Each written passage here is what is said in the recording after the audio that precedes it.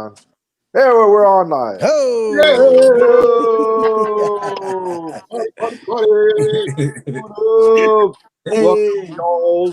Hey, we have a special super guest today. Today, Bobby Grant.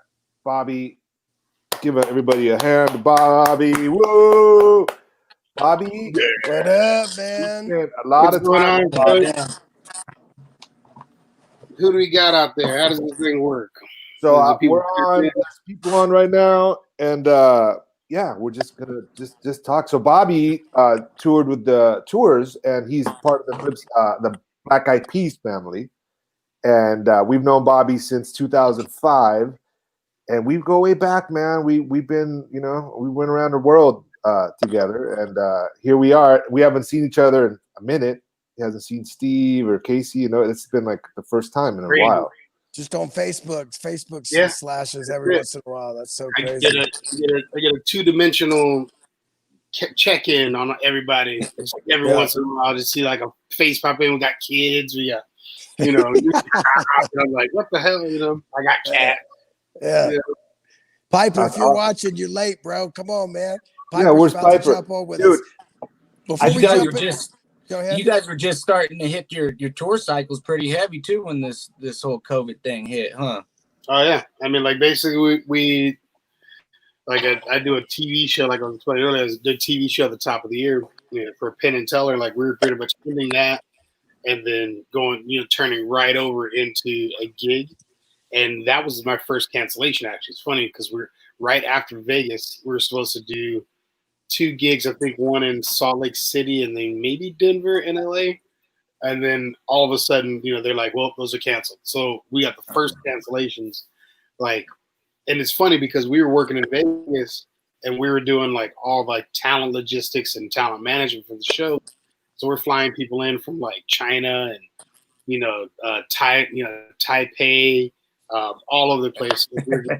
I'm getting these travel alerts. We're trying to book these guys, and we find out like that person's going to be stuck in China for 2 weeks, or that person's going to be in Kuala Lumpur now for 3 weeks. We're like, what the hell's going on? What's going on? And then we're telling the production like, hey guys, something's real. Like this is real. I'm a conspiracy mind guy. So like, I'm digging deep on them. Like what the hell's going on? And, we're the ones that told our production that it's bad. And lo and behold, we finished production. The day after we left, they shut down Vegas. And like we drove away from Vegas as they closed the doors on Vegas. I mean, wow. That's crazy. That's nuts. Pretty trippy. And like and luckily, because I do that show with my lady, and she just was really adamant. She had a good feeling, about not staying on the Strip this year. Yeah. Because we do that show every year, and we stay, at the production hotel, which is, right. It's kind of in the thick of it, but we just had this thing. We didn't want to stay there, so we stayed 15 minutes away, and she was kind of adamant about that. And lo and behold, I think that kind of saved us because we were 15 minutes away south of the Strip, and it was just the best thing ever. It made me feel comfortable, because as you know, everybody got sick in Vegas. Like people got it's crazy. Like I'm tripping out that we're living through this. I'm glad we're living through it. Everybody knock on wood. Definitely. But it's definitely one of those. It's an eye opener. It makes you, relish what you did. It definitely cramps our style in the entertainment business big time. Like CD sales went away, and then now this. Why they got to hit us with 2 things? But you know what I mean? Like it was hard enough to bounce back off the CD sales. You're telling me. I mean, it's hilarious because it's like we're an industry that's made of people that are problem solvers, and it's I don't even hate to toot our own horn, like I got to be honest, I'm kind of, not cocky, but just very confident in what we are able to do. And the hits that we're taking is well above what any other industry is taking. Because if you talk about how hard we're hit, our industry went away. Like everybody's complaining about oh, I have to stay home for a couple months, blah blah blah. We don't know when we're going back to work. We don't. Like, how do you turn an arena show into a streaming show? You you don't. I mean, you're talking about, I'm used to doing 20 at minimum, 20,000 houses. You know what I'm saying? 20 to 100, 100 grand. And I can't fathom the idea of like an 80,000 person anything where you're not sitting elbow to elbow. It's just not going to happen. You can't even go to a punk rock show. You know what I'm saying? Like it's like you and 150 of your friends at the local bar is gone too. So I mean, if you think about an entire art form from that 6x6 only microphone only stage to 27 trucks, it's all gone. So now, like when I toured with Snoop, we did something in Aspen. We did a real small private show, and it was for people that had money, and the tickets were like $600-700 a piece. You know what I mean? It's like, is that where it's gonna go to? You know what I mean? Only the rich get to go see live shows. Like, it's a good question. I mean, I think what's like I said, like I've been on probably 10 to 15 of these calls, that are like industry pros trying to figure out, like, and mind you, no one's going on these calls with like, I have the answer. Right. Everybody's getting on these calls, and across the board, it's like we're sitting there brainstorming, like, what are we gonna do? How's this gonna work? They look at me when it comes to logistics. How are we gonna get? Do we need all this stuff anymore? Like that's one of the big things. They're just like, do you need 26 trucks? And we're like, we still kind of do, but what are we playing to now? It's like those little shows may be a thing. I think it's going to be a streaming thing. If VR is kind of a thing that had a start, but it failed because people weren't down with like the hardware, wearing these goggles and watching Netflix. But if you get a pair of VR headset and a pair of really good earbuds, you're pretty much, at least you're from the neck up, you're at a concert. So I think that may be a thing. That Travis Scott thing on Fortnite was crazy. That concert in Fortnite, you're going to see more synergy of that kind of stuff in the future for sure. That's going to be crazy. That guy's a nightmare. I can only imagine like how happy they are to keep him contained to the digital world.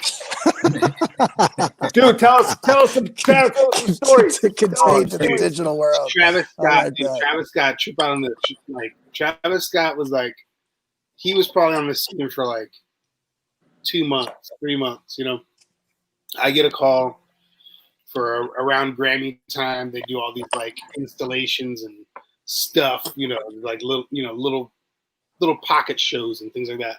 So we take over this motel no-tell down by LAX, and we theme out all the rooms to do, one of them's like upside down, and nice. The other one's got like a rolling green, like pastures and flowers, and the other one's like a DJ room where we even had like Skrillex come in, do a little DJ set in a little room. And like the show was a rooftop. It's like, it's a single layer motel no-tell. And like me, stage manager guy, I'm the guy who goes over all your safety and what's going to kill you. We're on a building that was built in like 1950 something. So the pipes are exposed and on the roof. You have to like step over stuff. And that was our stage. And I'm like trying to tell this guy, I'm like, okay, Mr. Scott, nice to meet you. My name is Bobby Grant. This is what I do for a living. What you do for a living? We're by the coast. On the edge of this is going to be misty. We're getting some ocean spray, so it's going to be misty and slippery. So don't go to the edge. This dude, I don't know what he wanted. I don't know what he expected out of me, but he kept going to the edge of this roof and literally looking back at me and like acting like he's gonna slip or acting like he was gonna fall. One time he really almost did eat shit. his foot went. Luckily he's an athletic guy, you know. Yeah. He caught himself, but dude damn near fell off the roof trying to be a smart ass. And that's crazy. You know me, by that point I was like, you're on your own, buddy. You know, you all bets are off. You know. But yeah. You know you popped Bobby's cherry. You're his first problem on tour. Yeah. Oh, I was a lot of people's first problem. It didn't start with Bobby. It started in kindergarten. I went to the principal's office. That was nothing new, dude. That's so crazy. But I apologize. You know, looking back, you know, you're young, dumb, and on, you know, drugs in your 20s. You know, I was probably a lot just no boundaries. And if there was a boundary, I was like, I'm going outside the boundary. Yeah. You know? Dude, you made me laugh and cry and like everything like, all at once. But then like I took a lot of that knowledge and like actually, to be honest, it's funny. I get to admit it to you. A bunch of friends, you know, even like myself, everybody went down like, you know, a drug hole or a drinking hole, all that shit. But I took a lot of, you know, a little bit of knowledge of dealing with you and applying that as we went forward, dealing with other people on the road that had either, you know, substance problems, depression, or shit like that. So like, you know, it was, you know, your situation definitely helped. In the end, you know. But it's like, it was a good example you could lay out for other people. Look what happened to this guy. I told it. Kid you not. I brought that up once. We had another band come out, and like to this day, like no names on the band, but they were just a pain in the ass. You know, like, you know, just too young, too big, and everything at once. And wanted to do everything. I was like, dude, don't be like this guy, and I'll tell you why. And I brought up Steve, like, yo, look at this dude. Look at Piper. What's happening, man? Coming in fresh. What's going on, man? Like you're almost there, sir. Bobby, what's happening, man? You got Steve the pink Knight, button Case down, Dizzle, bro. Dave Lopez. You got the pink button down, man, bro. You're looking real sophisticated right now. I like that. Classy. Yeah, that's nice. I'd have to say political. Okay, Piper Case is going with political. The political pink. Yeah, the political pink. There you go. The political pink. That's the new podcast title. It's called Political Pink. Coming hard in that. That's funny. I was called, you know, anytime I wear pink, it turns into pank. I'm fine wearing pink anytime. Yeah. What's I had happening? a dude. Go ahead, Pipe. No, I'm just saying, what we talking about, man? Oh, you know, Steve. We're talking about Steve. Well, before that, we were talking about Travis Scott. We were talking about a bunch of stuff. You just jumped on right at the end. He was telling us a story about Travis Scott, how he was almost going to fall off the rooftop of one of his first big shows because he was, you know, trying to punk everybody, be silly, but smart ass. But yeah. And then we moved on to Steve, you know. But then we went to Steve. But there was lessons to be learned. I know that I can deal with WWF security and management at the drop of a hat. So we got no pre-warning at all. Just not even. Oh, dude, that day was the funniest because I remember because Taboo was going through stuff. He thought he fucked up because I was like, I was just on fire. Like I was so mad, dude. Like, I mean, I still probably haven't been that mad. That's the top. Wow, Steve, Steve is an award winner. Oh, dude, like, I mean, if you like, I mean, I've been doing this for 20 years, and that is definitely in my top three or top five of just being like blown out. Like, I can't fucking believe this shit is happening right now. I'm at WWF. I'm supposed to be. I love WWF. Now I got to deal with this shit. I hate it. I hate it. Unbelievable. Yeah, I just remember being blindsided by that shit. I remember talking to you about that. Actually, I remember that conversation. I think you were just like, what the fuck? Yeah. What? I was just blindsided by that shit, man. But we pulled through. We got through it. We were like, what? in the bus for a week, right? We were like, okay, either leave the tour or you get stuck in the bus for whatever long, and we can only come in for catering, and we got to rent it out. And I remember that. Fucking Steve, it's all right. We have a bus. At least we're not in a van. And you know, we could be in a van. We wanted to kill catering, but it came down to one of those like, fuck, we can't they can't sit in the bus, no food, you know. And we would have too. We would have done whatever. Really, tell you the truth. Vince McMahon. It was Vince McMahon's nephew. I remember. Vince McMahon's nephew walks in when I'm talking to the Rock Doc for the WWE. And we were talking about all kinds of stuff. We had a 30-minute conversation about his son, and he was in some punk band, and we were talking music for like 30 minutes, right? Like we're talking about anything but like music, his son, California, blah, blah, blah, blah, blah. Right as Vince McMahon's nephew walks in, I'm like, what do you give these guys when they get hurt? Like, what are y'all giving them? And I'm telling you, that morphed into I was trying to sell or buy drugs from the doc in the WWE, and they're like, dude, have y'all seen this? And I gave him a sticker, so he's all like, have you seen? It's like a missing. And have you seen this white boy from this band Flipsyde? I'm the only white dude in the band, so it's like, oh yeah, that's some Steve shit right there. Anyways, crazy, bro. I apologize to everybody. I was young and dumb on drugs. Couldn't tell me shit, dog. You survived. So stupid. It's a story now that's kind of funny. Yeah. Piper's reliving some of it. He's like, Bobby had a big heart. I remember when Bobby was telling me that, like, you either guys go home. You couldn't really even look me in the eye. Like, you really wanted to tell us, like, you guys are going home. Like, you know what I mean? but it was like you had love for us, and you're like, we were talking ultimatums, and then you're like, all right, this is it. And I was like, all right, fuck it. You know what I mean? Hey, you know what, man? I don't remember ultimatums. I remember being on the bus for a week, but the shit that sticks out of my head the most was Bobby saying, look, I've seen this shit 1,000 times. Motherfuckers come up, they're insanely talented, they have huge opportunities, and they're not paying attention, and they fuck it up. Yep. And then it all goes away. I don't want this to happen to you guys. And I know you don't believe it could happen to you, but that shit will if this shit continues. I remember that shit. Yeah, dude. I feel like it's a movie scene that I saw that I can't forget. I remember that shit. We was in a hotel room. Yep, we were in a hotel room I remember I talked to you, and it was a matter of like Steve was in his old world. You know, Casey was just like, you know, different headlights. Like, I'm fucking pissed. He's a production dude. I'm a production dude. We gotta hash this shit out. Dave was just like, what the fuck? This is just crazy. And then we had a moment, and it was just like, yeah, motherfuckers end up losing their career over a mistake.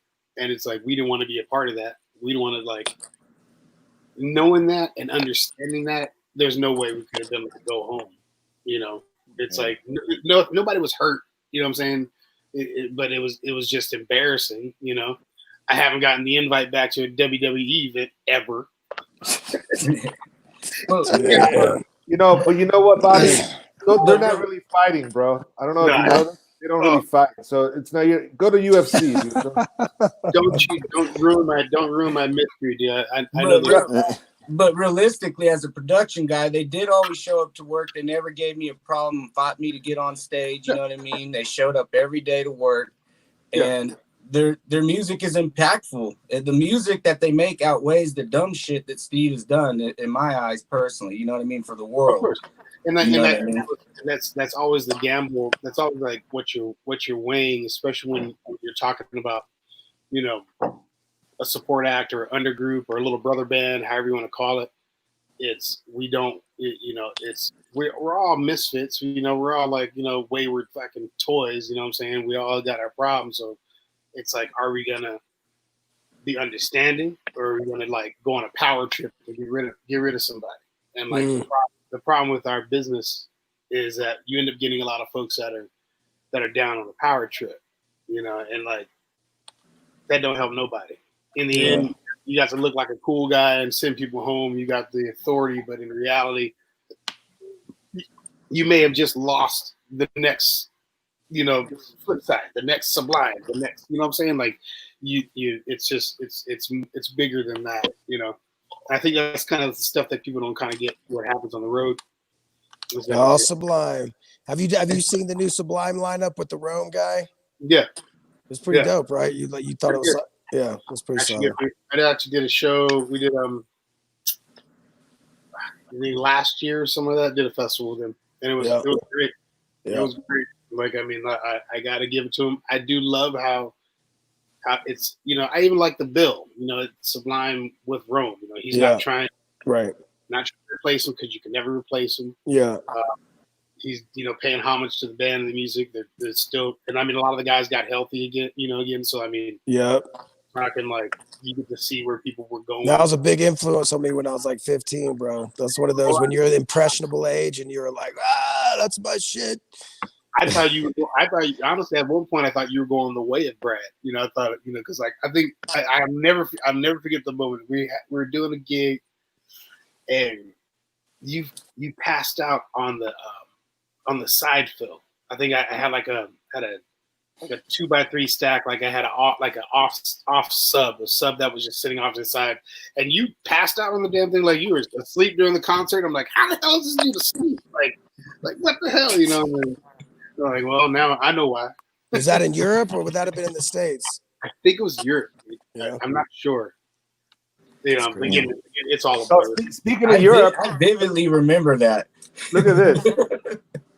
Maya, Maya, what's happening? How you doing, lady?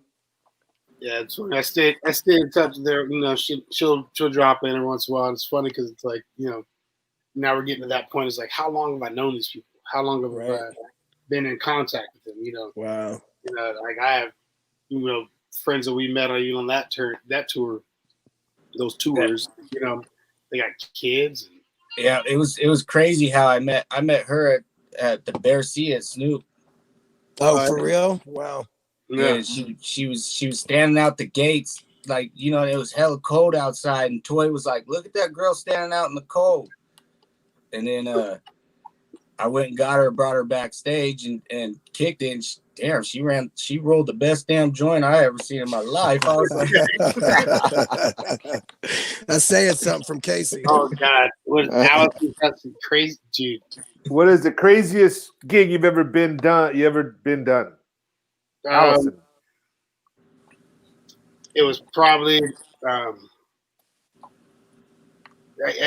there's been a few, and it's hard to rank them, but I think we're talking like it was Brazil, and I think it was Ipanema, New Year's Eve. Yeah. There was 1.3 or 1.4 million people at the show by the time we started. Wow. We had to get I think it's like 1.2 or 1.3. Anyways, 1 million plus people. Yeah, over 1 million. Anything over 1 million, you can that's insane. There was like I think like 10 relay towers down the beach. Wow. And we had to get the piece of the stage. And the funny thing was, like, the crowd wasn't stopping for anybody. Like, you couldn't get a police car through, you couldn't get, you know, anything through. So, like, bright idea. I'm like, well, they move for ambulances. So we got a line of like 3 ambulances, you know, and drove through this crowd. And it was the craziest thing to drive through a sea of people. And like, you know, and I don't know, like the magic of that show was crazy. Because I mean, we barely made it to the stage. We did this massive show. It was awesome. Sergio Mendes, this whole thing, Brazil. You know how much we love that country. And then, you know, we go to leave, and all of a sudden, like the barricades start collapsing. Like I'm trying to get everybody off stage right into a vehicle, and all I remember the people just kept pushing against our back, and like all I could do was turn around, push. And I pushed, and I turned around, I knocked over a cop. He's laying there with his, like, you know, he's got his AR across his chest, you know. Oh my God, I'm so sorry. So I grabbed the guy out his body armor and lift him up and, like, you know, try to give him a hug and say I'm sorry. But, like, you know, I think like some of the weirdest, like hardest shows, like we did. I think it was El Salvador. We had to cancel. Oh, you played El Salvador? Get the fuck out of here! Oh, dude, we did El Salvador at the soccer grounds. Wow. And we had everybody in the house. You know, however many tens of thousands, like 60,000 people, whatever. And we pretty much, we had to cancel the show last minute, and they were pissed. Like, I mean, pissed. Like, I've never been so nervous like that. Like the systems tech, the monitor systems tech. I look over at stage left. All of a sudden, he's standing there. Then all of a sudden, he's not. He disappears. And I'm like, what happened to him? And at the same time, I hear this, and I'm like, what the fuck is going on? Turns out they were so pissed they started throwing batteries at the stage.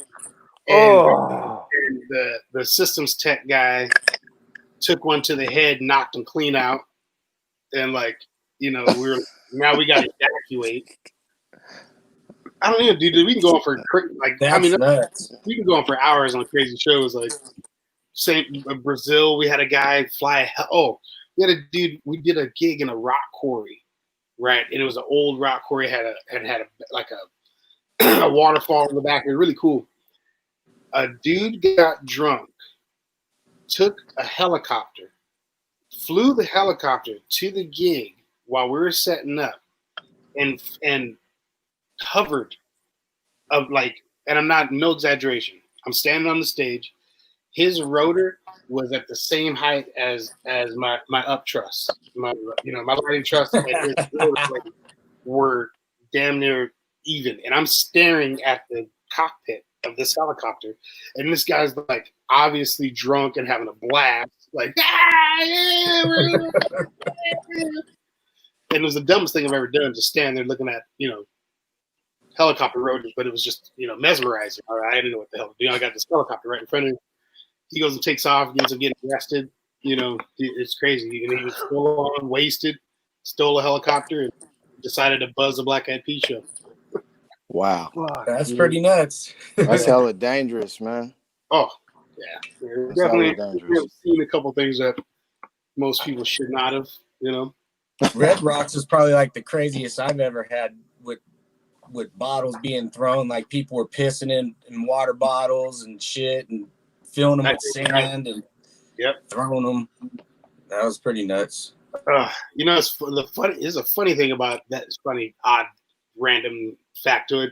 I have never done Red Rocks. I've done 99 countries, hundreds and hundreds of cities. Just That's crazy. That's like US's most sought out. I live 10 minutes. I live 10 minutes from there now, Bobby. Do you really? That's awesome. Like 10 minutes down the street. And it's funny, I was just having this conversation because everybody's missing touring and whatnot, and I brought that up to somebody else, and they were amazed. I'm like, you haven't done Red Rocks? I'm like, no, dude, I've never even been to Red Rocks. Drove by it. And I think when this does all come back, I set an oath to myself. I'm going to Red Rocks the first time I'm going to go to a show. Like, I have to do that. I have tickets for that Bob Marley. I think it was either 40 or 50th anniversary, and I think it was supposed to be this month of July. Either it's coming up, and it was like Damien and Ziggy and Steve, like the whole family, and at Red Rocks. And anyways, it's the trippiest show to do as far as production. To go to it, it's just another show, but as production, it's different because it's the whole backstage is a rock. Yeah, you're like underground load in and stuff. You know what I mean? It's a trip. Yeah, I mean, I've seen plenty of pictures. I've heard every story, and it's funny how this came up because there's a bunch of old roadies sitting around talking. They're like, everybody's trying to talk about their worst gigs and whatnot, and they kept bringing up Red Rocks, so it sucks, and they kept asking me like, don't you agree? And I'm like, never done it, and they're just like, what? So, that's crazy. Hopefully it'll start up again. I'll get a chance to go. I know you guys gonna bring it up, Pipe. I know you itching. What do you got about the George Floyd? Oh, that vicious murder. Yeah, that vicious murder, dog. Say it the way it is. I mean, oh man, There's so much to say about that I don't even know where to start, man. I've never seen that, and I was in law enforcement. I've never seen that shit. I've never seen that in law enforcement training. Like, there's no, like, George Floyd could have ran in there and killed 5 or 6 people and came out and dropped the gun, and if they had him on the ground, they still couldn't put their knee on his neck like that for 8 minutes, man. So it's like, I don't know what to say about it, man. I'm seeing like cities on fire, they burning shit down, and it's like, what else are they gonna do? I mean, the youngsters, they took hella long to arrest the dude. All of them are supposed to be arrested by now. And then all of the shit leading up to it. And then you got people quarantined and sheltered in place for 2 and 3 months. Not everybody has a swimming pool in the backyard. You got people out there in 1-bedroom apartments in one little room, huddled up, losing jobs. It's like, man, this is the perfect storm. This is the last time to be out there murdering black people on camera, not giving a fuck about it, staring in the camera like it's a photo op and shit. And that dude didn't give a fuck. No. And the coldest part about it is, it's like, if you look at his history, he had like 3 other incidents, like 3 other major incidents, like officer involved shootings and shit. And I mean, this is the type of dude that I wouldn't be surprised if he was like a trainer in their department. I wouldn't be surprised if he was like a defensive tactics instructor or a firearms trainer in their department. And that's what they talk about, the culture, the bullshit ass culture that exists in there that kind of perpetuates itself, man. But I mean, so I'm not going to condemn the youngsters for burning shit down. It's fucked up. You shouldn't burn down your own community. You burn down black businesses in your community. It starts with the business. The business is the backbone of the community. It's the strength of the community. And black people are in a vulnerable position economically and politically, largely because we don't have as many businesses as we should. We damn sure don't have as many as we did before integration.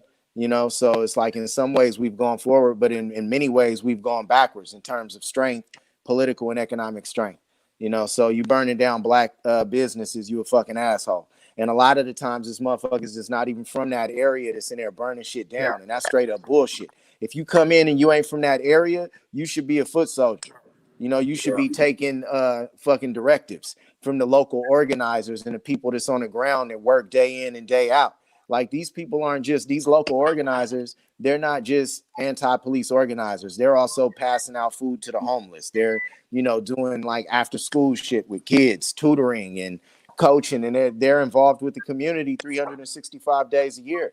It's not just when the police does something. So if you come into that community to help, to protest, and to do whatever, you need to be taking orders from them, because they're on the ground. Let them lead the charge of whatever needs to happen. But I hope that I hope in times of great chaos, there's always opportunity to move forward, ultimate opportunity to be productive or destructive. So I hope that this is an opportunity where everyone can move forward. People can vote, especially locally. Get rid of these bullshit ass prosecutors just not doing what you want them to do. Get rid of these bullshit ass mayors just not doing what you want them to do. Sheriffs, chiefs of police, anybody that's not that hasn't been reflecting your values and your principles and what you want this world to look like. This is a time to get rid of their ass, because the snowball is here and it's gaining steam and momentum. So I hope that people move accordingly. I hope they don't just burn shit down and don't build nothing in this place. So but we could talk for hours. We could talk for they don't days. put them in jail. I have been talking for days. Every verse I've written has damn near been on this. I know it was on your head. No, it's been on everybody's head. And it's like, for me, it's kind of it sucks because I studied this stuff in college as like a curiosity. I was like a sociology guy. I didn't quite know what I was doing. What the hell? My curiosity ended up being like world power, influence, and who makes the world tick and how, all that stuff. And back then it was all just, college kids being conspiracy theorists and being edgy. But what's crazy is that all of our theories have been coming to fruition. These things that were a random thought is really coming true. Like you said, it's a snowball. Like, you know, that broad Amy Cooper. You know, is that her name, right? Amy Cooper, the one who tried to call the cops on the bird watcher in Central Park. Yeah. Jesus Christ. Yeah. That woman, she weaponized words. You know, we watched a person weaponize words, and people aren't quite grasping, you know, why, especially, you know, the black community is so mad, you know, because I mean, she literally looked at him in the face and said, "I'm gonna call the police and tell them a black man is accosting me in the park," knowing what that was what could happen. Everybody knows what's going to happen with that. You know what's People gonna act happen. like they don't. People Yeah. say they don't see race. We're past that. Everybody knows what's going to happen. Yeah. When And you see the pictures, the pictures of dudes lynched hanging from trees, that shit started with a white woman calling the authorities, saying this African American man is threatening me or raped me. The mother of Emmett Till, Mrs. Till, she did one of the hardest things that's ever been done, is to have her child have an open casket after he was found in the bottom of the river. You know what I'm saying? Like, you know, the dude was beat and drowned, swollen and horrible. His mother decided to have an open casket so the world can see what happened to her boy, and it was under the same, you know, similar circumstances, you know, dealing with a white woman, and, you know, being lied on, and, you know, that interaction was blown out of proportion. Next, you know, this kid was killed. That was then, and this is 2020. Like, we're in 2020, and the same weaponizing is happening, you know, and we are in such a pivotal point as a society worldwide that, I mean, it's this is our spark, but there's gonna be a spark in Brazil, there's gonna be a spark in Argentina, there's a spark in England right now. There's sparks everywhere, and I don't think that we're being really mindful about how fragile society really is. Like, we're this close to really, really bad. Like right now, Right. you know, because we're going through this stuff during a pandemic. You know, like we have a pandemic too. You know. They need to prosecute these dudes, or it's gonna get worse. I think they need. Yeah, I mean, No, they arrested the first one. They need to. All of them need to be prosecuted, man. But it's deeper than that, man. It's Deeper deeper than that. Like, shit has to keep going. And in Brazil, dude, they elected some damn fool that's like worse than Trump and shit, as far as disrespect and neglect and just ignorance and just letting all types of crazy shit fly out of his mouth and just right-wing actions taken. You know, I mean, Brazil has been in bad shape, dude. Brazil had like 63,000 murders last year. Exactly. You know, my aunt, I try to talk to them as much as possible. My aunt, my uncle, my brother, my sister, they're down there sheltered in place in Rio, in the apartment. My aunt, she's in her 80s, man. You know, we can't even see her. They shut down travel. It's like she can't. It's amazing, man. It's amazing what's going on right now.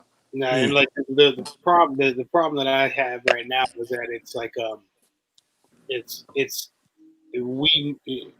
pretty much open how bad this can be. You know, because this is already bad. But if we go 6 months down the line and nothing's been fixed, we can predict almost how really bad it's going to be in 6 months. But it seems like no one's really making any moves to ease that pain, and you take out entertainment now, so that doesn't help fix anything. Now the biggest crowds you're gonna have now are mobs. It's like it's you know what I mean. You got us sitting together, white, black, white, Mexican. You know what I mean, and we can make it happen, but we're an ant on this planet. You know what I mean. What's making it really hard right now is our leadership. You know, it's stoking the fire. What is that? It's like that text yesterday. I had to tune out. I'm like tuning out. This is just too much. This is like a fucking nightmare horror movie. It's like, this motherfucker really said that about looting and shooting. That's just crazy. That's just like, yeah. So I had to tune out. And then I drove through Oakland yesterday. And I was like, holy shit. Like, there's a bar in Oakland called Radio. That's a really cool bar that all my homies go to. They burned that motherfucker down. They looted the fuck out of it. Like, everything is fucked up right now. It's like, so You know, it's like fuck, man. You can't just having that motherfucker. Hopefully, in November we will change some shit. Things will start. That's the only way. Because if you don't get that shit out of there now, in It's 6 months it's gonna be it's gonna fucking. be like Pipe said. It's a perfect storm. People are cooped up in their houses. They want to get out and enjoy a big concert. They can't. Now they're pissed, and now they got a reason to go out and do some stupid shit. You know what I mean? Exactly. It's like the reason has been there. You know, the reason has been there for centuries. Yeah, but You not know, right and after a and you make pandemic. not during a pandemic. That's what I'm saying. It's like you make progress and then the shit goes back. You make progress and then the shit goes back. And right now, man, right now it's just the wrong time for this. Yeah. And I warned people. I warned people in law enforcement years ago. I was like, people in law enforcement need to start condemning cops that do some crazy shit. I was like, if you don't speak up, if you see cops doing crazy shit, I don't give a fuck if it's in your department or across the country.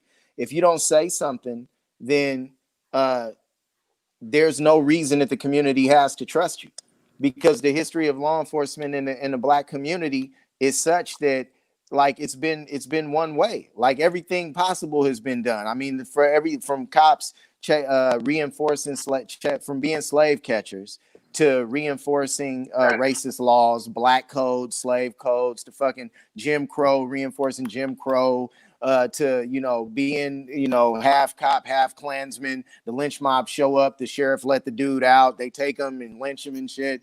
To fucking war on drugs, to mass incarceration. It's like the community is not obligated to believe anything that you say. And when you start doing let's start a soccer league. Like we had hella shit for kids. We built a big ass community policing unit at the department, but it's like it doesn't mean shit if we're not simultaneously, when they have a problem with the government and they have a problem with the system, if we're protecting and serving them. We're not just protecting and serving them when when we're not protecting them from us. You know what I'm saying? If we protecting and serving them, we protecting them and serving them all the time from everybody. And it's like you can't be like, well, we're gonna coach your kids, we're gonna have pizza, we're gonna walk around and shake hands and be cool. But when some shit happens to you, we're not gonna say nothing, even though we know that shit was fucked up. And dude, now we're starting to see the ramifications of the slow movement. People believing that everything has to be incremental. Shit doesn't have to be incremental. Shit hits the fan. And when shit hits the fan, it starts to burn and explode, man. And that it's like the thing we've joked around about, the idea of the shit hitting the fan, and I mean, we've had, how many movies have we had in the past this 10 years, 20 years? It's all about either social degradation, societal breakdown. You got The Walking Dead warning you about plagues and all kinds of stuff happening.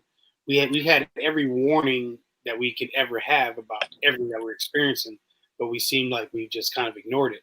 And we wait until the shit hits the fan. And like right now, Yeah. we're in shit hits the fan mode, and we're still acting like it's not that big a deal. Pipe kind of had the solution. Remember when you did Act Like a Cop did it, and I was like, man, why you become law enforcement, Pipe?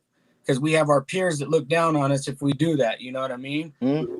So yeah, I don't know, man. It was just at a point in my life where I needed to do something that I felt. You told me something. You said I felt mattered. You said if more people like me and you were cops, Casey, we would treat our own kind better, and we wouldn't put the knee on the throat. You know what I mean? That's the real. That's the real. Like, people get really ideological, and they get blinded by ideology, especially if you're younger and you haven't lived long enough to see all different types of shit, to see death up close and personal, like especially when it's your peers and family members. People can afford to be very ideological, but at the end of the day, if Casey was that cop, George Floyd would still be alive, because Casey's knee wouldn't have been in his neck, because Casey has respect and love for the community and the preservation of human life, straight up. You know, so it's like people that actually care about the community and love the community and would risk their lives for justice and push and work tirelessly. I mean, oftentimes the last thing they want to do is become a law enforcement, become a cop. and go into law enforcement. The motherfuckers that are actually let's think about it. Who's going to be the next generation of cops? Because the police aren't going nowhere anytime soon. Who's going to be the next generation of cops? It's going to be the people that are watching what's going on right now, and it doesn't really bother them. Think about it. You're right. How many of your partners that love the community and are passionate about justice and read Michelle Alexander's A New Jim Crow and, you know what I'm saying, watched Ava DuVernay's 13th, how many of them are turning in applications to become a cop so they could be in that position and make sure that a knee doesn't get pressed down on George Floyd's neck? How many of them? Like, name them. You know what I'm saying? I can't name none of my partners because they ain't doing it. I know, Bobby, don't. But there will be a next generation of cops. So who are they going to be? That's the question, right? We gonna fire this dude. This dude is gonna be out. He's out of here. He's arrested already. Who's gonna replace him? You know, and we could say nobody needs to replace him. We could fire them all until the police departments disappear. I understand that argument completely. I understand that sentiment. I just don't know how long that's gonna take. I know his badge is gonna get handed to somebody. His gun is gonna get handed to somebody. Who is it gonna get handed to? Because if their mentality is like his mentality, then they're gonna go out and do the same shit. And the whole country got burned down for nothing. They're gonna do the same shit because they believe they're right. He looked in the camera in broad daylight and continued doing what he was doing. That means that he believed he was right. That's crazy. Like, what do you think about this? But I know I remember you telling me you have family in law enforcement, if I remember correctly, right? Yeah. My dad, it's funny because it's like we just did one of those drive-by graduation things for my nephew. So I got to see my dad a couple days ago, right after this happened. And he immediately hit me up. He goes, I see you're pissed off about, Minneapolis because he saw my post. And I'm like, yeah. And I'm like, what do you think? And my dad had left law enforcement. He was, 30 years deep in, he ended in, his LAPD, worked South Central, you know what I'm saying? He's in that league of super cops, you know what I'm saying? And he's seen some shit. he's seen some shit. And like he ended as a supervisor, sergeant, so he's in charge of these people. And without busting him out, I honestly think if my dad had showed up there, he may have lost his own badge that day because he would have beat the hell out of that dude. Like he would have intervened in some which way or form, because the first thing he said is like they should all go to prison. They're adamant over like this is the worst thing that you could have done to the police force. Like this is one of those nails in the coffin. People are not going to respect the police force, and like. So that puts Piper's theories. That's with an OG cop saying that puts Piper's theory more so correct of the 100%. Next generation. 100%, because it's like like he's right. Who is going to look at this situation and say sign me up? You know what I'm saying? Like at one point I thought about becoming a cop. At one point I thought about becoming, going to the military or something like that, and I didn't. So it's always one of my regrets. But now. I wouldn't even regret becoming a cop. Like right now, no way. I wouldn't even think about it. But you're right. The community would need people like me, Casey, somebody else that's actually, that believes in community, that believes in their community. You know what I'm saying? It would be awesome, but I don't think we're going to get that. And when you said that to me, Pipe, that first resonated after I watched that knee on the neck. I was like, damn, Pipe's 100% right. That's when it like really hit home to me. Like, I thought about that about 40 times throughout after you said that to me. Like, what does he mean by that? You know what I mean? I'm spooked to cops. Like, you know what I mean? Like, how could I go change in a locker room with these guys and have at least 80% of them be a bunch of people that I just want to, you know what I mean, get down with? You know what I mean? It's like, it would be hard, But the things that's killing me about, because the race thing is like, it's a slippery slope, and it's something that we've always had to be careful of when we bring up, because we're either seen as we're making a big deal out of nothing, or it's all because what we're complaining about is looked at through the eyes of privilege, where you don't have to think about the things that we think about. Like, imagine this: my father was a police officer, right? when I got my license, there was a conversation had with my father about how to interact with police and not get shot. This is a long time ago. You know what I'm saying? Like, you know, and he's an active police officer, and he had concerns and you know, I got his business card, you know, and the business card isn't to get me out of trouble or get me out of a ticket. It's literally just to make whoever I'm encountering with, you know, we have a easy, calm engagement because he knows I'm a cop's kid. But that with card was to keep me from getting shot. Like, it's like, you think about that, it's like, dude, we need to figure it out, and if we don't figure it out, we're gonna have some major consequences. And I think we're suffering those consequences now. Yeah, definitely, man. But look at music, though, man. Look how music brought this whole group together. Oh, for sure. We'd have been all over the world, man, and we brought our different histories and experiences and perspectives all over the world, and we created music. We created frequencies that hundreds of thousands of people came out, and they all moved to the same beat and the same lyrics, man. We were able to, through music. So, you know, thank God for music, man.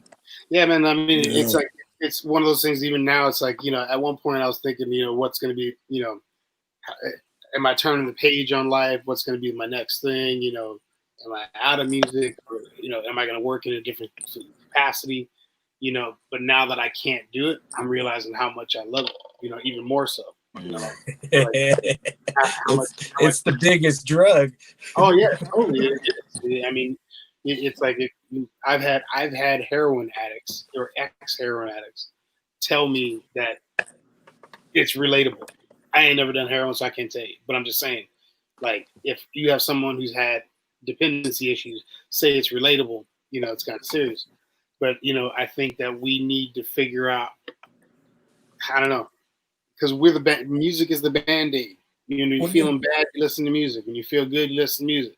You know, when you're about to rage on something, you listen to music. You know, it's always music is your sidekick, your homie. It's always there. I think we need to figure out how to make music that's healing people now, because you know, we're in bad shape. What do you think about Flipsyde's new music? Have you got to listen to much of it or what? I got a couple tunes. I dig it. I'm all about it. Anything that Flipsyde pretty much does, you know, I'm going to be the cheerleader and your critic. Definitely, right on, man. I will keep that honesty level for sure. But that's what's up. Which song's your favorite out of the ones you heard? Look at Casey, fucking Casey. Casey killing. Which was the favorite? What part? What part? Like, was it Days You can make shit up. It's all good. No, because I know my song not on title. So I mean that's one thing where I'm screwed. So speaking of music, what's up with the Peas? How are they? They have their new music.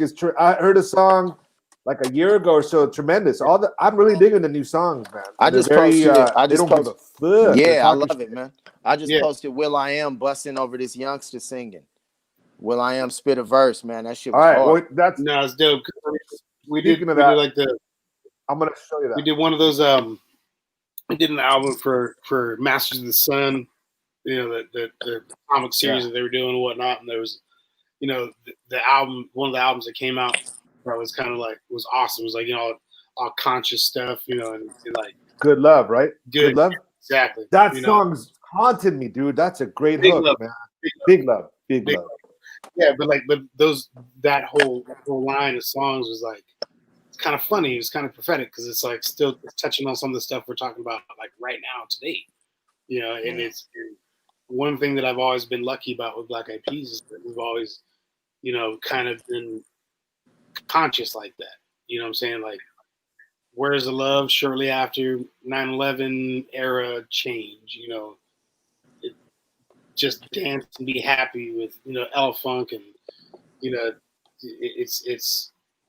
I hope we keep it going. I know we are, because the music that is coming out now is still the same, conscious but happy, you know.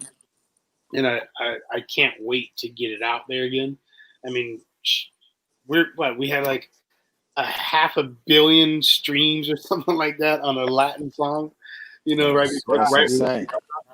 we're supposed to take our ritmo. You know what I'm saying? Like, you know, 500 million or whatever the number is, like 500 million streams on a song, which is crazy, and we can't even tour it. You know what I'm saying? It's like we're heading to South America and about to kill it for months, but can't do it. Is Fergie cutting the new tracks and not touring, or is that was just a pregnancy thing that where she didn't tour? Nah, Ferg's not got. She's got her own way. She's been basically like the door is always open. You know what I'm saying? There is no closed door. It's not like Fergie's out of the group. You know, like that. You know, but she went on. She loves being a mom. You know, I can't even make it any more simple than that. Like, she loves being a mom. She loves being home. You know, we definitely kicked the crap out of her and us for a long time. And, you know, the fellows are still, you know, open.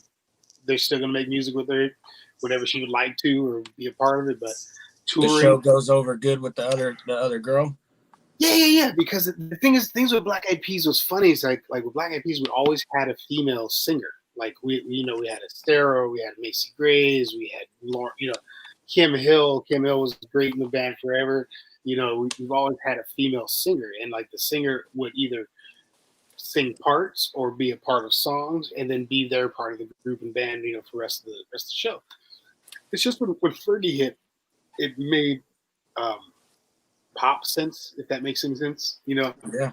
You know, people really latched to it because they're like, these people are totally diverse. They got this blonde white girl in the band, and she's badass. Yada yada yada.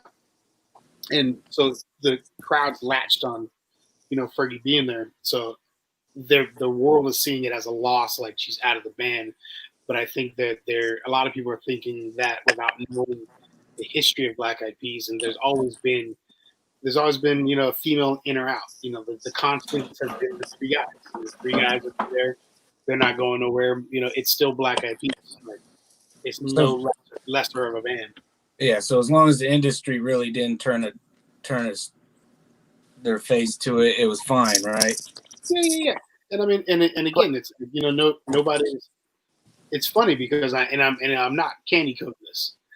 Everybody, like, you know, met up like 4th of July, like 2 years ago, something like that, hung out, you know, totally didn't talk business at all, you know, just still the family that you know. And it's fine. It was really good and comfy. That's cool.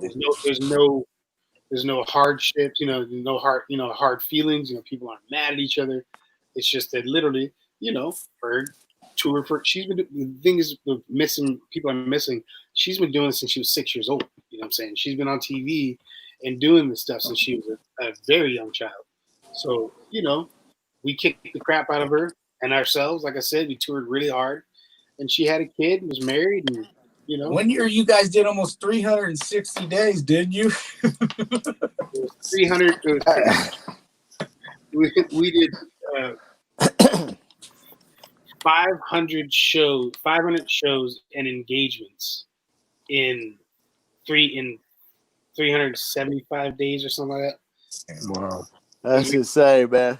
We I did. remember, man. I remember every country we went to, every show, y'all had like 40 or 50 people on the guest list at least. And it's like, how do these motherfuckers know 40, 50 people in Barcelona? Oh yeah. You know what I'm saying? In every city we go to, that's how much they tour, man. I remember we toured with y'all one spring, and then we toured with y'all again like the following, I think, December. And it was like, what's up, man? What y'all been up to? And it was like, man, we've been on tour the whole time. Dude, it's like, that was crazy. People don't quite, like, you know, it's funny, like, I'm not like the oldest, but, you know, now I'm like definitely an old head in our business, or just joined the old head club. And I crack up because it's like, you know, I hear people, the new bands or young folks come in, they're bitching about their schedule. They're like, oh my God, we had to do a 4 in a row this week. Oh my God, I did a 5. You're like, I literally I laugh, dude. And like, you know, I got in one guy's face. We were doing I was in Barbra Streisand, Neil Diamond stuff, And it was hilarious. Like we had a young guy who's just complaining, and on their gig. Their gig is a very easy schedule. It's like you're talking 60, 70-year-old people, so it's pretty easy. And like we had one day where we had like work on an off day. Anyways, he was just complaining. I'm like, what are you talking about? You know what I did? And I had to be that guy. I was like, I was like, dude, you're complaining to me about that? Okay. What my day was, I text 16 instruments. I was the guy, the sound consultant, the lighting consultant, production manager, stage manager, all this stuff. We would do a 5 a.m. load in to a morning television show, right?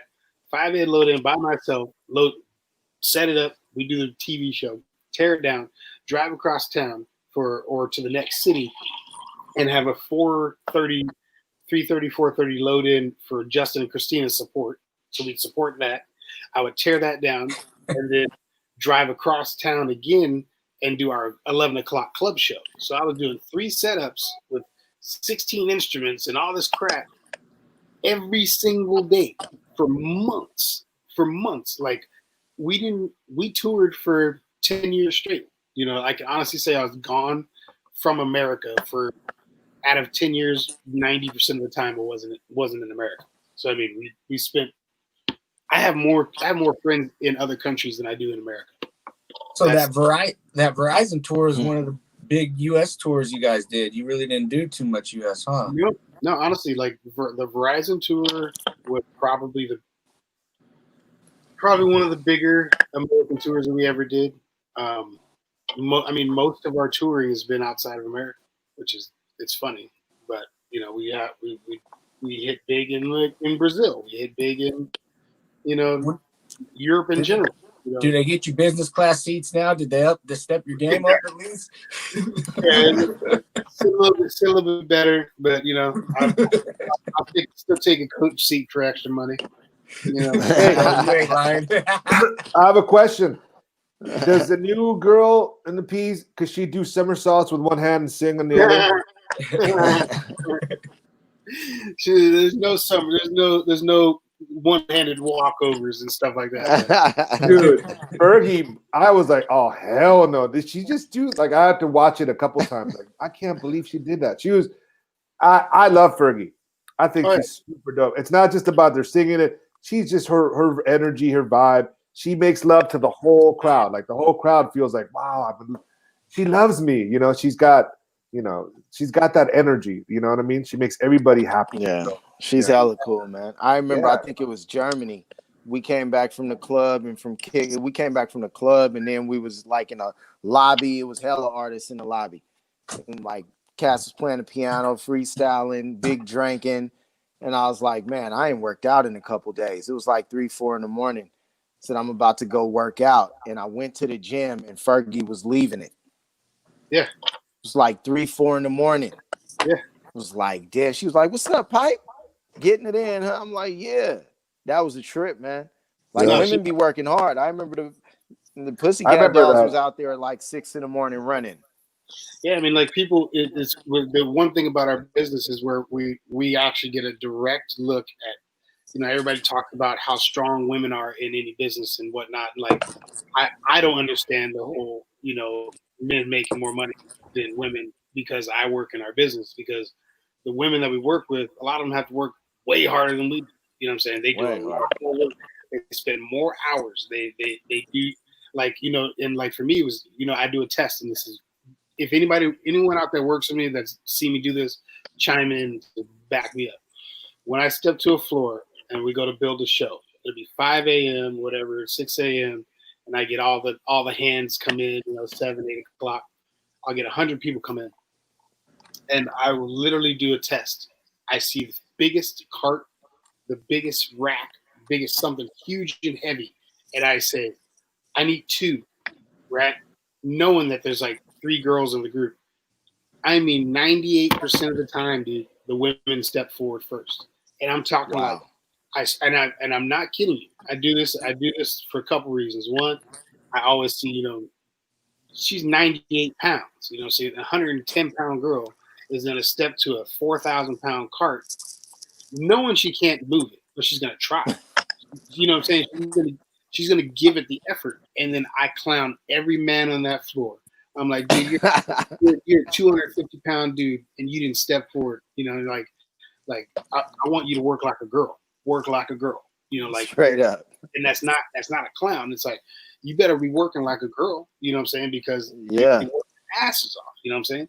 So it's like, you know, our business has been funny because in the real world, women get dissed on all the time, which it don't make sense. I mean, some of the best tour managers I've ever been on the road with in my life, the females, some of the best, just the best. You know what I'm saying? So yeah.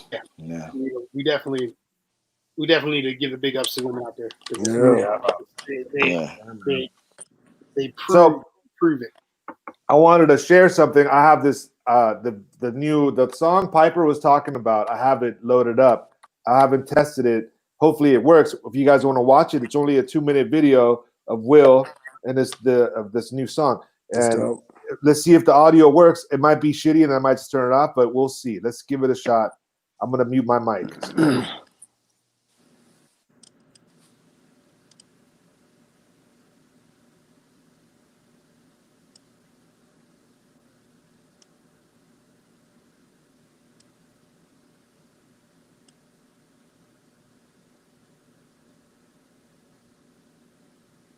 I think if your mic's muted, Dave, it may not have the sound going through. I can't hear anything, man. Yeah, open your mic. You got to go unmute your mic like you did the other day with Johnny Bean. Here we go. Let's try it out. Echo. Not gonna work. Not gonna work. Yeah, the echo. It's powerful though. I saw it when he. Yeah, it's dope, man. It's beautiful. That Yeah, little kid is I singing. seen that. I thought that was a kid. I didn't know that was Will I Am. Well, I think it was the kid, and he added singing, it. Yeah. and then Will I Am rips a verse in the middle of it, man. Yeah, it's bananas. Damn it. I couldn't get it. I'll get it together next week. Sorry, I'm the technical guy, and you can see I play guitar. Whatever. It is like what it is. Steve sent me an idea of the track that you guys are working on. I like that. You gonna rip that pipe? Oh yeah, definitely. Awesome.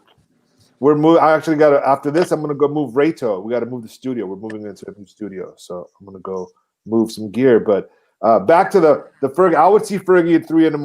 I'd be picking up a pizza, and I'd be like, "Oh, there's my pizza." And oh, there she is working out. Picking up a pizza. I go to the lobby, get a pizza, and there she is, all sweaty, all working out. I'm like, "What are you doing?" Some of my favorite memories were singing old school Sublime songs with her. We would sing a couple of them. Yeah. Those were dope. Then she shared her story with me, and anyways, she was always real and kind, compassionate. She did. She actually all did. Of them were, man. She did a really good solid because like I went to like an all guys Catholic high school for like high school. And, again, I was a financial aid kid there. You know what I'm saying? A bunch of rich kids and whatnot. But like this year sucks because nobody got to graduation. You know, obviously is the worst. So like, you know, I hit up Fergie and I'm like, yo, shit, ain't no pressure. Would you want to say something to like the my graduating class?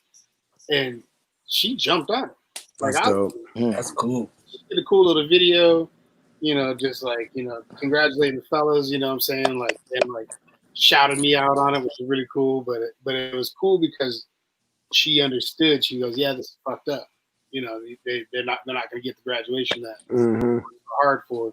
And I mean, she had zero problem doing it. And I was, you know, it was just that little reminder about how much I love her. She's a really good person. Yeah. You know? Hey, I loved it. Go ahead, Pike. I was just thinking about Apple, man. Like it didn't matter what city we went to, it was 75 Filipinos standing outside the gate, like 3 hours before the show started. Hanging tough. Waiting to see Apple Diab, man. You know, it's funny. Okay, this is hilarious. All right, when I call anything that's like a phone answering service, when they, you know, like a call center, when you call and you get a call center, and if you hear it and you know that they're Filipino, and you're not getting what you need, right? I drop Apple. time to try to figure out how to work it. And one of my good friends, and I swear to you, dude, it's like every problem just goes away. They're like, wait a minute, Alan Pineda, you're talking. And you hear them change like Apple the app. You're friends with Apple the apps, and I'm like, yeah, It's over. It's over. It's funny that the dude is a legit king, man. Like when if you ever he's an ambassador for that whole oh so dude, real. going to the Philippines with him is amazing. Oh my God, I can't even imagine. That must be like going to Africa with Akon. Dude, I think that the first time we went is it was amazing. The entire international airport stopped. Like Wow. pilots, they weren't even in the planes. Everybody they lined the hallways because it was like the first time he had come home, and it was amazing because the P's are like one of the biggest things that ever happened at that time, and nobody gave a shit about anybody else in the band. They only wanted to meet Apple. It was hilarious. Like Will and Fergie were literally walking behind Apple because that was their place. It was just like that's crazy. That's awesome. Yeah. Because he left as a little kid, right? He was like 8 or 9 years old when he left. Yeah, some of that. Very young. Ended up at 10 and 13 in the States. What do you guys got? Oh, no way. This is us in the tour bus, and there's Fergie and there's Stevens, Casey backstage singing John Mayer songs. You can't really hear it, but that was in the back lounge. In the back lounge. Really shitty production, Dave. This is what happens when you leave it to the guitar player. You can't hear shit, Dave. I know, but I just wanted to show you the visual of us. That's what Steve was talking about. Sorry. All right. Well, that's what I always liked about like you guys, Bobby's. You guys had like your crew and like your family, like the Pease family, and then you had the production crew, and everybody always tried to bleed into that family, and every once in a while you guys would let one or two like maybe come in for a little bit, but then you constantly rotated through production and found like some of the best people around the world, and you're probably still rolling with some of them, right? Oh, for sure. Because I mean, the funny thing is about the way you put that is like there was never really a boundary, stopping productions from mixing. Is just that it just worked out that way. That's production works early, we're up late, the whole deal.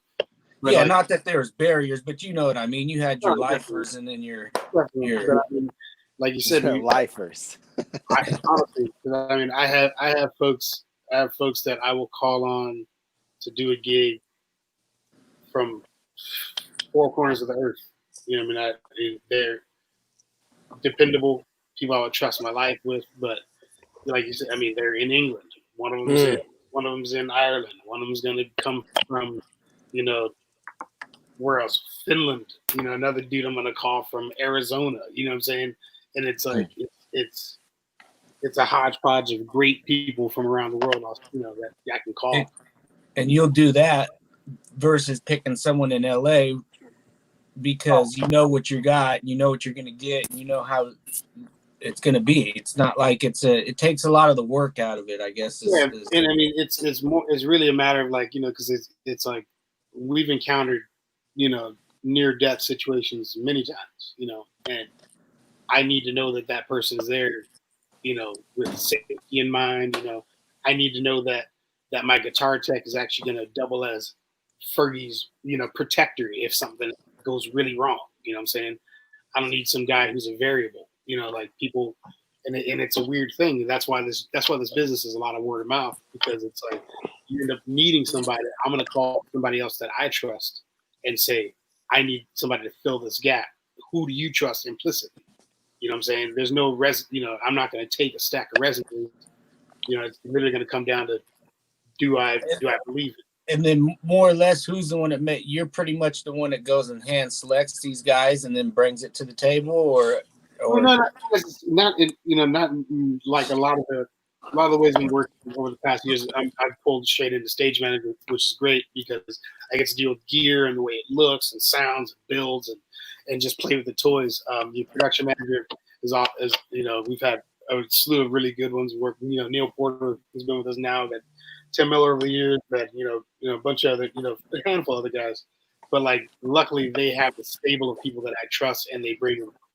And what I'm getting at is who's the one that recognizes like this guy's badass.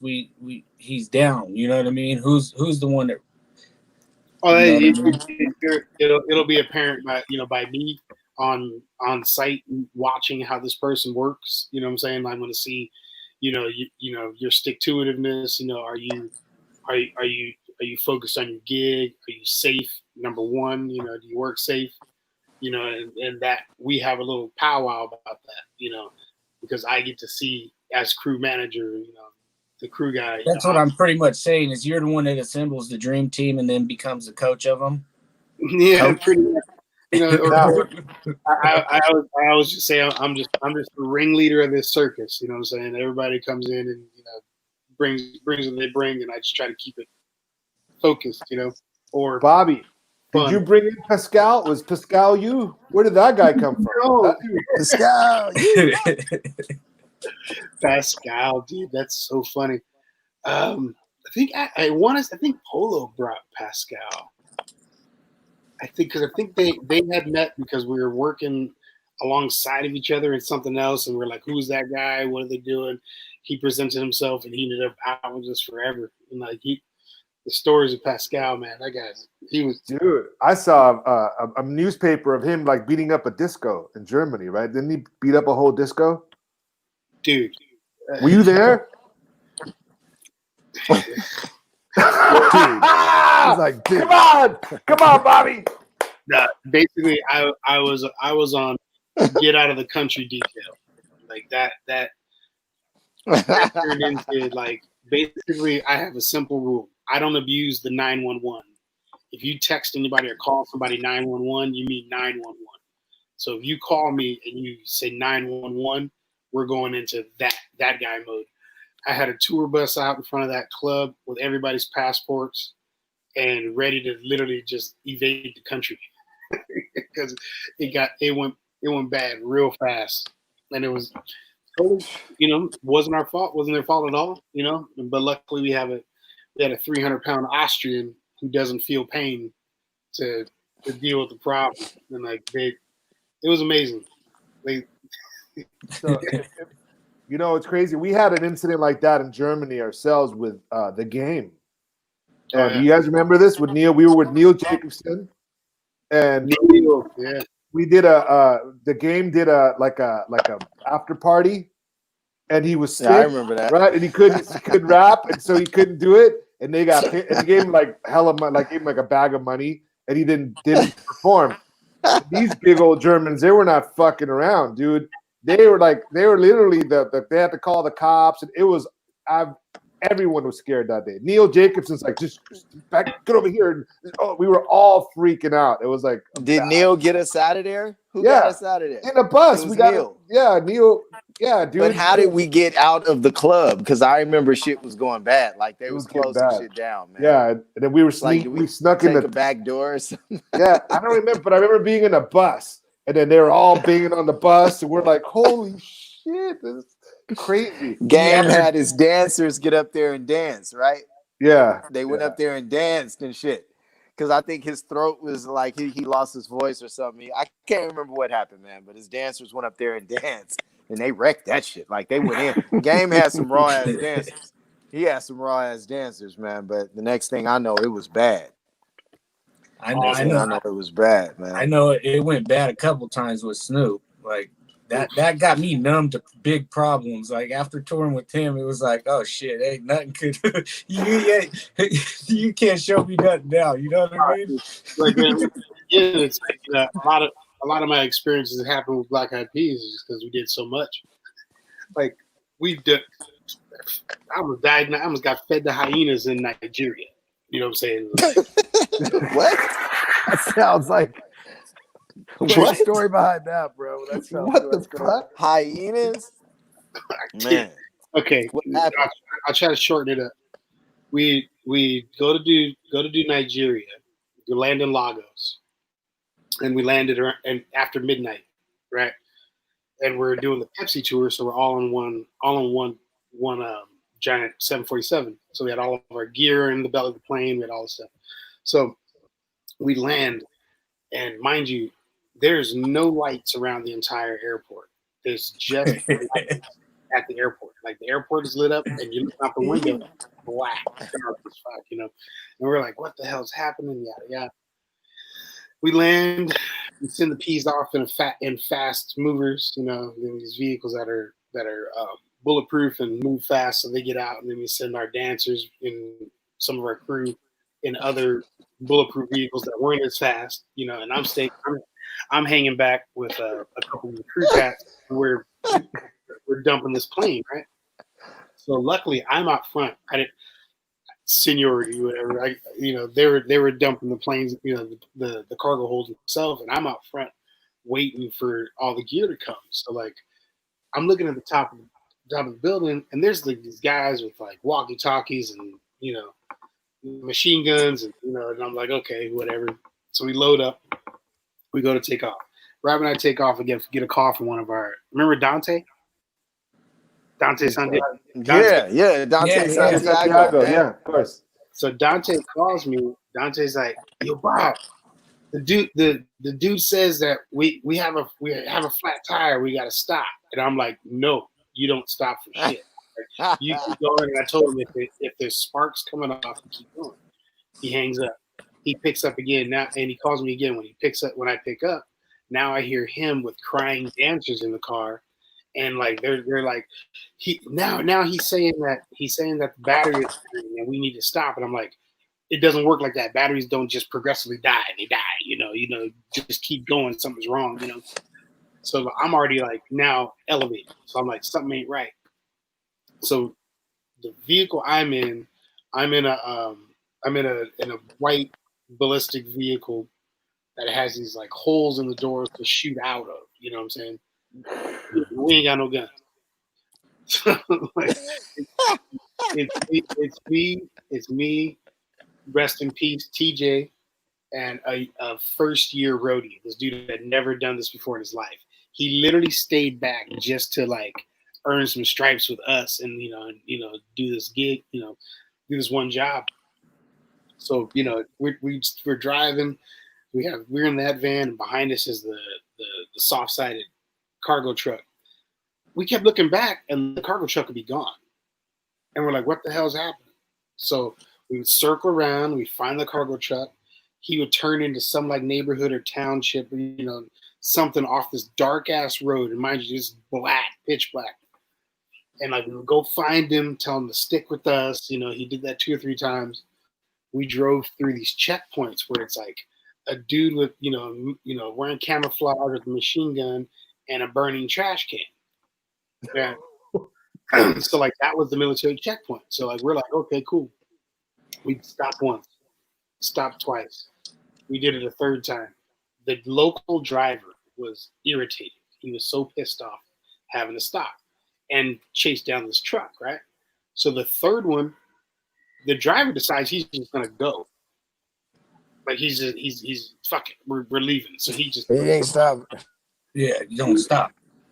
This guy, all of a sudden, this dude comes running out from behind the tree, stops in the middle of the road, AK-47, racks it, and puts it right on the windshield of the van, and it's pointing right at my face. You know, and I'm like, oh my God, you know, I'm about to die in fucking Lagos, you know. It was like I said, it was us 3 in the vehicle, the driver, and there was the promoter rep. The promoter rep was some American dude who's just a shifty guy that works in, you know, Nigeria. He starts telling, I'm gonna talk us out of it. I'm gonna talk us out of it. This guy basically riled them up so much that they were screaming in the van that they're gonna shoot us and feed us to the hyenas. And that's all I heard. I'm like, what do you mean? That's so crazy. Did you just say that? You know, like, you know, and like because he was speaking, you know, Nigerian and English, and like he was screaming into the hole, like in the shooter's hole, I'm gonna feed you to the hyenas. And I'm like, what the fuck is going on? And you know, and I'm like, I tell the promoter, I'm like, dude, how much money do you have? You know, because I had no cash. And he's like, I got about $1,000 or something like that, but I'll get us out of this. Mind you, this whole dude's screaming and sticking the muzzle of the gun, you know, and our friends telling us, you know, we're going to defend hyenas. And basically, I snapped. We said a couple prayers, thinking that we're gonna die, and I robbed the promoter rep. Strong arm, straight up strong arm. I was like, if you don't give me every dime in your pocket, I'm gonna beat the shit out of you. I'm telling you, I'm gonna leave you here to the hyenas. You give me that money. He was all slow, Piper, and I'm telling you, he was slow coming out of his pockets. I reached into his pockets, you know. I'm like, give me that, you know. so out of all your years of tour and out of all mine, the closest I've ever come to dying was been in Nigeria as well. Yeah. Wow. And like, you know, so basically, and you know, and all of a sudden everybody changed. Everybody's super happy, you know, basically going from death to whatever. And so when I got to the hotel, we met the actual promoter. The promoter was literally just like the head gangster, you know. Right. And yeah, with the big old scar down his face and shit. Fucking his watch was like that big. He was the only dude that had a fat belly. You know, he was in charge. You know, like he comes to me. He was in charge. I love it. It's so crazy. He came to me. He says, hey, are you the guy that robbed whatever his name was, robbed our promoter rep? I'm like, yeah. He goes, that was smart because you would be to the hyenas. And I'm like, when they escorted us from it was the same thing. Same everything you said was word for word exactly how we went through it. Like military vehicles, bulletproof, guards taking us to the hotel, no lights in none of the little cities or whatever. And then we get to this hotel that's just badass, like the badass hotel. Yep. And they tell us, don't leave the hotel. You guys don't leave the hotel. Like, don't. You know or feed you to the hyenas. Yeah. And then they appointed at us each like Jay-Z had a gangster guy, we had a gangster guy, Beyonce had a gangster. Each one had like their gangster guy that was their person that protection. Yeah, that led their protection, what have you. The way it works in Nigeria is like the promoter hires the current gang that's in charge. Like whoever's in charge of that point at that moment, they get the contract to do the security. So like we showed up to the gig, and it like we had this small people mover bus, and the thing got stuck in the soft dirt, on backstage. All of a sudden, these dudes come out trying to help, and I'm talking like 6'6" chocolate Greek gods. These are just huge men. Beasts.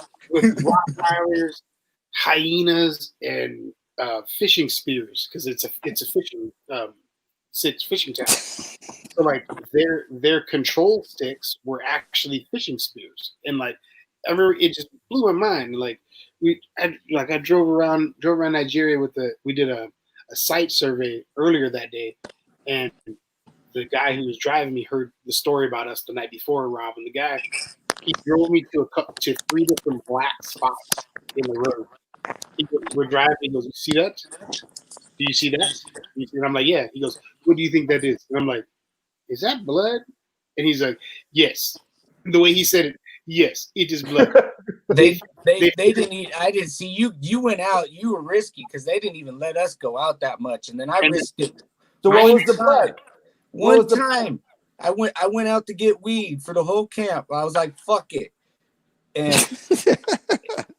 like the white boy, "Fuck it." You know what I mean? Like, can't we get one of the? You know what I'm saying? And it's like, and the guys, "Don't worry, you come with me. I got this. I run shit." And I'm like, "All right, well, fuck it. You run shit. You look like you run shit." You know what I mean? So he took me. And those checkpoints you're talking about, we didn't stop. He just got out of the door and stood on like the foot rail, you know what I mean, and showed his face and waved, and we just kept going, you know what I mean? Like, all right, well, those guys had a bunch of guns and shit. Like, were we? Oh, I believe it. Oh, he's gone. He just locked himself out. Oh, Casey. Casey locked himself out. Yeah, dude. So what was the blood? So the blood was they had actually fed somebody to the hyenas. Like there was like 3 different spots where, I mean, it was the most dramatic and traumatic thing, I think, because it was like, an 8-foot, spot, this giant black spot, and they had fed somebody to the hyenas, and they were just like. So I watched dude. kids die in front of me. Yeah, it was like because when we went to the show, like every convoy, we got in our cars, and then they had the backstage, the gates, right? And I was in the first car, and there's a crowd on the backstage gates every time. And then there was a group of big Nigerian dudes with sticks and bats and shit, and they would clear that crowd out so the gates could get open. You know what I mean? So as that group would walk towards this crowd, half of them would run, but half of them would stand their ground, and they would just go in swinging. And then there'd be like 3 or 4 left shaking on the ground. You know what I mean? Oh yeah, That's crazy, man. And that's like, crazy. How was the show though? How was the show? The actual show? Amazing. And that's it was exactly. crazy. The show was for politicians. There's only like 7,000 people in the crowd, and they brought in this big ass stage from. They brought the stage in from Australia on a barge. It was like a top of the line stage, and there was like 16-foot fences at because the way the poverty looked at it is if one person got backstage, they could get Beyonce's necklace. I don't know that they don't know what's back there. So they would literally sacrifice lives to try to get back there to see what the hell's going on, because the politicians are back there, superstars are back there. They have no fucking, you know what I mean? It was nuts. And that's fucked up, man. Then they just grab the kids by their ankles and then drag them over, put them on a pile. And then there's like an ambulance, and they would just stack 1 or 2 in the ambulance, pull off, and then another ambulance would come. You know what I mean? And every time somebody came to get backstage, this would be a reoccurring thing, and it would happen. And they would just say, "Don't worry about it. This is how it's." Like, wow. Well, like, how was your show, Bobby? The show, and that's that's one of the things that every time I tell that story, they're like, "Why is it worth it?" And I'm like, "Hell yeah, it's worth it," because we did a show that those kids will never see again. They had a blast. Like, we weren't 50 Cent. We weren't that hard crowd. We had a softer, obviously a softer group. And the show was epic. Like, they loved every second of it, and it made the danger of it worth it. Seeing 40,000 people leave having the best night of their life. Literally the best night of their life. You did a big show out there. That's the difference. We did ours was like our private political thing. We did Pepsi, and we were like, if you want to touch on like what we do for people is like, I think one of the most impactful things I experienced doing concerts was we did South Africa, and the first time we did South Africa, in the middle of the show, Will comes over and he goes, "Dude, where are all the black people?" And we're like, because we're, this is the first time we're doing Africa. We think there's going to be black folks, yada yada. But we're in South Africa. There wasn't a lot of black folks that could afford the ticket. And I told him, that was in the show. He said this. I'm like, they probably can't afford the ticket. And he's like, "What do you mean?" It's just poverty, man. They can't afford to go to the show. Yeah, the whites have control of the economy in South Africa. The motherfuckers are like 1% of the population and have like 99% of the wealth. 99%. Exactly. That's South Africa. Exactly. They got good weed in South Africa too. They didn't in Nigeria. Yeah, it's better. But I told Will, that. So what does Will do? He goes out on the stage, and this is during the concert. He's like, "I want to announce something. I want to say something. I expected to see more black folks, and I just found out that you guys can't afford the tickets. So the Black Eyed Peas are going to come back and do a free concert." Wow, that's badass. The concert, the free, like, promoters started going nuts. Like, "You can't do that. You can't do that." And Will's like, "Fuck it, we're doing it." And me, I'm all, power to the people shit. I'm like, fuck yeah, we're doing that shit. Let's do it. So like, he announces this. So like, I'm not sure how much longer after, but like months after this, we go back and do another show. And when we went You back, go potty. we had to do it in in the soccer arena, because so many people heard about this. Everybody came, and this is where the story is amazing for me. I walk around the venues, like I'll have like an hour, and I like to see, especially when we're in some weird country, I like to walk around and see what kind of people are there, to do some people watching.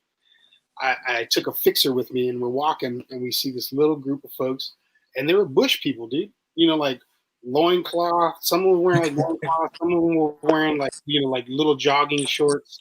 Their t-shirts were like circa 1983.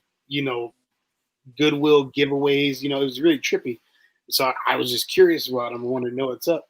So I went with our fixer, and he started talking to them for me. And I'm like, so where do they come from?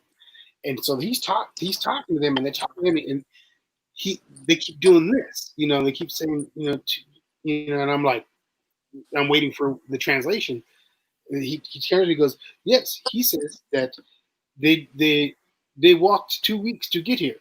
And I'm like, and I literally was like, I thought it was a lost in translation thing. I thought maybe 2 days or 2 hours, whatever. I'm like, really? What? He goes, I'm like, 2 weeks? He goes, yes, 2 weeks. They heard that there's a free concert, and they came 2 weeks walk to get here. And I was just like, my mind blew up that day. I was like, I would have started crying and shit. Oh, dude, I was a wreck. I'm gonna be for real. Just, I would have started crying on GP, dude. I felt pieces, right? It was the most amazing moment. I'm like, wow, we're doing something that people walked 2 weeks to get to. They just knew they knew that they weren't getting in. They just wanted to get to the gathering, right?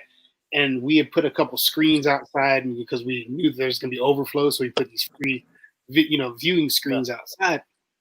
And that's all they expected. They didn't even expect that. They just wanted to come out and set up their little campfire and be a part of it. I lost it, so we gathered them all up, and I had to gather a lot of their literal like bundles of like sticks that were like a hunting stick, a spear, and some snake catching. It was just crazy, these little bundles of sticks. And I took them backstage, and then I put these like 14 people front row, and it was like, it was amazing, because these folks they literally left with the time of their life. They had the time of their life, and we were part of it. And it was like, that's the beauty about music, and it's I've gotten to experience the most amazing things, and it's nobody can fathom what that feels like. I know that I grabbed a bunch of bush people and put them front row after they walked 2 weeks just to be there. It's we did something small on a smaller level just recently in India, kind of like that. We weren't. Oh yeah. We weren't obligated to do that show, and it turned out to be a free show based upon the protests, because the event organizers said, screw it, we're just going to make it free just to get whatever. So he made it free. We didn't do it for free, but since we missed our day, we were supposed to headline on Saturday, and then POD was going to headline on Sunday. You know what I mean? POD flew in, went home, so it left their slot open on Sunday. Oh, gotcha. And we were just trying to get home. We were just pushing through. So it's like, we're passing through. Hey, we're no punks. You know what I mean? They really wanted to do the show. It's like, you know what I mean? And where are you guys, in Mumbai? Nah, man, this was in the Northeast, man. It was in the Northeast. Yeah, yeah. A lot of people a lot of the American bands, they flew home. They were like, fuck it. I mean, the whole country, the day we landed, they started protesting, man. And we got caught up in this spot, Arunachal Pradesh, where there was peace, but we had the riots like 4 hours behind, about 4 hours total behind us, and 4 hours in front of us that we would have had to drive through. because we were at this compound where we were rehearsing with the drummer Teji Toko, who's this famous drummer out there, man. It was his compound and his studio, and we were there. Yeah. So we were what? You know, Teji? That's awesome. It just, yes. Yeah, man. So and his dad, Mr. Toko, saved the day. Yeah. Well, we're there, and they're like, we're gonna get you guys a helicopter to go to the show. And then helicopters got grounded. You know, they're only for government people and the wounded. And then they were like, okay, look, man, our only choice is to, this is what some of the promoters are saying, only choice is to get a caravan of cars, and then we're going to drive there. We're going to drive through the protest, right? And I was like, is it going to be safe?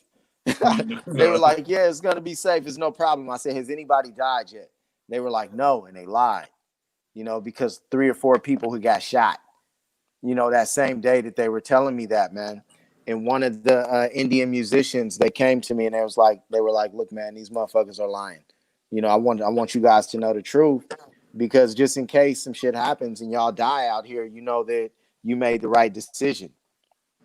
So we were able to take that back, and it's like, look, either we're gonna push through and do this show, or we're gonna find a way home, or we'll be stranded at this compound until the shit clears up. And Teji's father, he said there's another route that you guys could take. He's like, if you risk it and drive through the protest, you'll be there in like 4 hours. But you know, they're right. It's dangerous. And it's not just, it's India.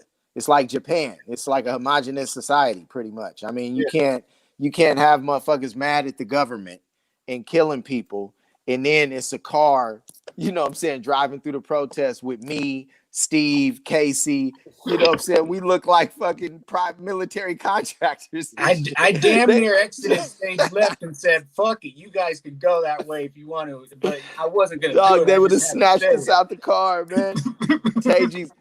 Teji's father was like, there's another route. It's 23 hours long and you got to drive through the jungle. He was like, but you'll make it. You'll make it like, see, Bobby would have did right to jungle all the way. An hour before the show tomorrow, you'll make it. And he was like, you know, I'll send you guys in one of my cars, and you know, we'll have another car, and I know people along the way, so there's a hotel here you guys could stop at and get some food, use the bathroom. Then there's another hotel, right? So and get gas. Like gas couldn't even get to that part of the country. Yeah. So we had strategic gas, logistical gas setups. It was crazy. Where there's gas in the bushes almost waiting for us somewhere. Dude, we had a meeting. I asked him, I said, is this just a protest, or is this the beginning of a rebellion? You know, and he was like, honestly, I don't know. He said, I'll know in 2 to 3 days. But by the time, like, if we would have stayed there and it turned into a rebellion and the whole country shut down, we might be there for a month or two, not being able to leave, you know? So it was like, you know what? Fuck it. You know, let's go. We went through that shit. We went through that shit in December, and that was on some, like, it was almost like a racial protest. They don't want the Muslims inside your country, right? Yeah, it was an anti-Muslim bill, man. It was fucked up. So the people, they rebelled. It's like you got this right-wing, ignorant-ass shit going on all over the world, man. No, all over the world right now. Motherfuckers are rebelling against that shit. Yeah, you know, I mean, that's what we, you know, keep bringing up in, you know, other conversations. I'm like, you know, it is a right and left thing all over the world, you know. The right wing is trying to make money off of the ways they've been making money for generations, and that's what's dying, you know, and they know that, you know, so they're just, it's a big cash grab, and like it's crazy. Like, I can't believe you guys were there. I can't believe you're there for that. Like, hey, but the show was amazing. It was like, it was our reward after all that struggle through the jungle. It was like, it was a climax. It was. Bubba didn't want it to end. He would have performed probably fucking 5 hours.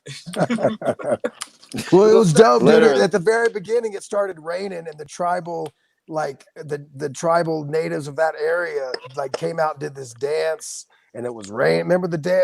Like it was unbelievable, dude. I never had somebody do like they came out in full regale, you know, like their native white pipe, and it was just, I mean, unbelievable. Yeah, Swords and that was their necklace that they yeah, gave us. dude, it was unbelievable.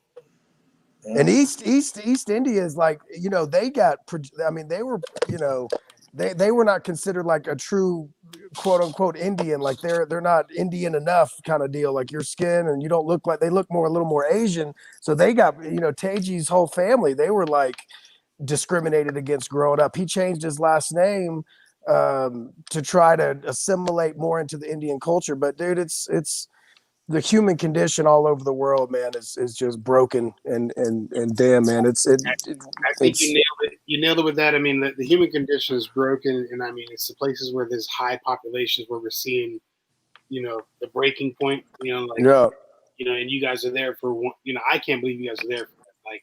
So you know, So the ride through the jungle was the most amazing thing, but the worst thing ever touring, because we were trying to beat time, so we were smashing. Our head was fucking hit, and we were cracking jokes, laughing. But it was like, so it was. It didn't even seem real. Like it didn't seem real. Steve had to take a shit in the jungle. Uses. Oh yeah, it wasn't a shit. It was an explosion of squirts. It was unbelievable. It was like a water. It was like a hose coming out my ass. It was that. What do you call it? What do you call it? The yeah, there you go. Deli belly or whatever you want to call it. Hey man, I gotta slide up out of here, man. I'm late. I'm supposed to be at my mama's house right now. Help her. Yeah, I gotta go help Rachel move. Bobby, hey, dude. Bobby, I love you, brother. Love you, the fucking man. You looked out for us, man. I remember the words of wisdom. I remember the belief you had in us, man, and how you wanted us to do well. Same thing goes for Taboo. Same thing goes for Apple. I appreciate the genius will.i.am is. I saw him in the studio making that house music that buys houses, is what he told me. Making this house music, brother. You know, some of my favorite stories are memories as Will's stories, dude. He was a great storyteller. Yeah, he is a great storyteller. I appreciate y'all, man, and everything y'all did for us, man. One love to the Black Eyed Peas family, Prince, Keith, you know, George, every fucking body, man. All the fans that came out to see us perform with the Peas, and we love all of y'all, man. So y'all be good. I'm signing out, man. All right. I appreciate it, dude. Love you, Steph. You know, hopefully get back out on this road again together at some point. Yeah, man. Sure. Was that you, Bobby? Bobby, was that you that said that was that Shoreline show that you were going to try to? Was that you that was going to try to connect that? That was Bobby Schneider. Oh, okay. All right. I thought when I just heard Bobby, I just thought it was Bobby. We have a friend, a really good friend, Bobby Schneider. I don't know if you know. Do you know Bobby Schneider? Yeah, man. Yeah, he was Metallica's guy when Cliff passed. You know, he was there and he was connected to everybody. But he's a good friend. But yeah, so Bobby, I love you, man. Thank you for your time. I appreciate you being here. We're forever family. We're forever part of the family. You're part of our family. If you're ever in the Bay, just hit us up. We got some good weed up here. You know, we got you. I'll be cruising through, and I mean, it's only for family. I'll jump in, missing a fucking tooth. Hey, Bobby, when you make your way to Colorado and do your first show at Red Rocks, bro, I want to be there with you, man. That's a bet. I'm down the street. I'll host you any way you want me to host you, bro. I got you. That is a bet. You got to deal on that. Brother. It was nice catching up with you, Bobby. Yeah, dude. Stay in touch, fuckers. Yeah, I mean, for sure, man. Yeah. Thanks for the time, bro. We all have time on our hands, so let's stay in touch. Yeah, man. Hey. All right, later. Later, people. Peace. Peace. You gonna go help Rate though?